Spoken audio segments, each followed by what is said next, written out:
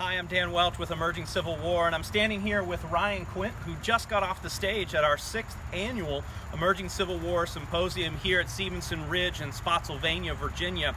This year's theme of the Emerging Civil War Symposium is Forgotten Battles of the Civil War, and Ryan kicked us off with a battle that has not received a lot of attention in the historiography, particularly for a Virginia battle, as those tend to get a lot of attention when we talk about big battles of the Civil War. Battle of Dranesville. Why is this a forgotten battle, and why is this battle important for us to understand?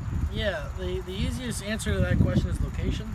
Dranesville is about 20 miles outside of Washington, D.C. And so as the city of Washington over time built, you lost more and more land. So even by the 20th century, it's gone. It's under asphalt, it's under highways, it's gone.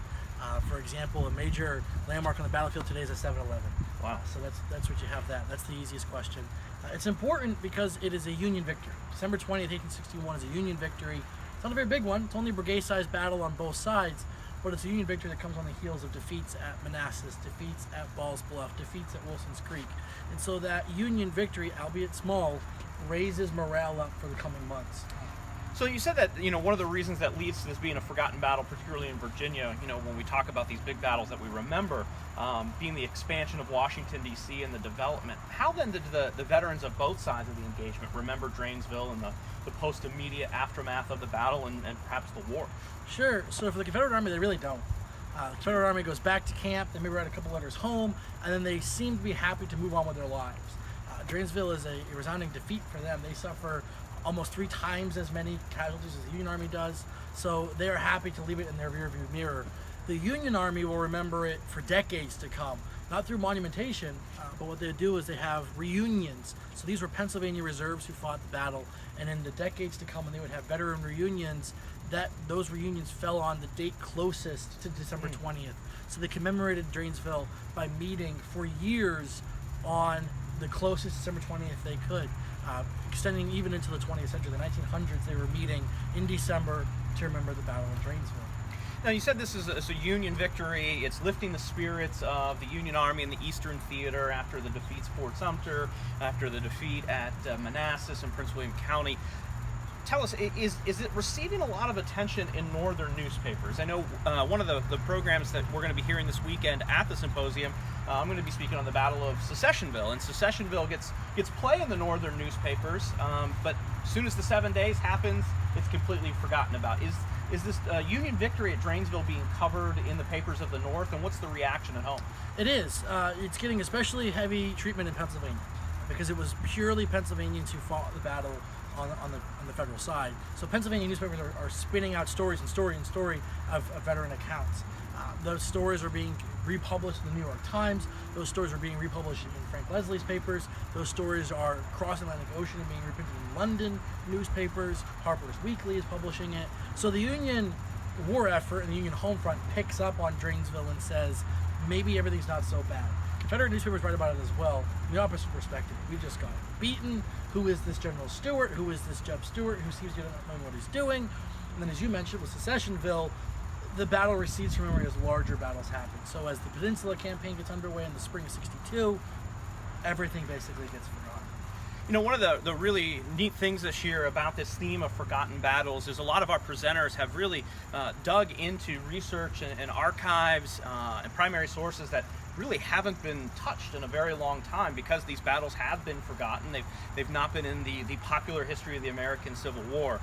If someone wanted to learn a little bit more about Dranesville, I know you've done a significant amount of research. Sure. Where do we access information about the story of Dranesville? Not only through the Emerging Civil Wars blog that you've got some series on there, but is there any particular memoirs, diaries, reminiscences that could get folks started on this topic? Yeah, they're scattered for sure. The U.S. Army Heritage Education Center is probably the best depository for Union sources. Pennsylvania letters, Pennsylvania accounts up in Carlisle has a heavy concentration of Union primary sources. Confederate sources are spread to the wind.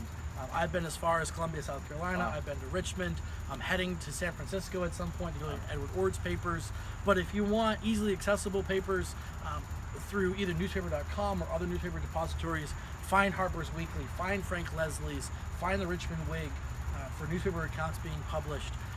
for accounts, of course, you have I Rode with Jeb Stewart by McClellan. He writes about it. Edward Ord writes a little bit of dispatches in the official records, of course. So you kind of go there for some on-the-ground coverage, and then you got to, again, go to those archives spread all over creation to really flesh out the story. You know, we really love all of our digital audiences that come to the blog on a regular occasion, that follow us on Facebook and Twitter and Instagram. But one of the things that we really love about seeing everybody here at the Symposium every year is for the opportunity to share with these historians like Ryan and hear this story about Dranesville, something about the Civil War that has not got a lot of attention. And what's coming to my mind as I listen to your presentation, and we're talking now after your great and phenomenal presentation that it was, when's the book coming out? That's what I think our digital audiences are going to want to know. When can we read about Dranesville by the leading historian on the battle? Yeah, that's a good question. I don't want to give myself a date because I'm happy to do it a little bit at a time. Because the problem with the project is it can become so frustrating with how few records there are. And so I find myself putting it on hold and coming back to it with a fresh perspective. So I hope within the next couple of years to finally finish it. But it's been a 3-year project by now. It wouldn't surprise me if it became a 5-year project, but it's coming along. I do have about a 20,000 word manuscript so far. So as I do research, I'm starting to write those early chapters. So work has started. It's just a question on when's it going to be finished. Well, you've heard it here that Ryan Quint, the leading expert currently on Dranesville, is busy at work really finishing this important chapter in 1861 battles and forgotten battles of the American Civil War. Continue to follow our digital media coverage of this event in the coming days and weeks on all of our social media sites as we explore the forgotten battles of the American Civil War. I'm Dan Welch with Emerging Civil War. This is Ryan Quint. Thanks for joining us.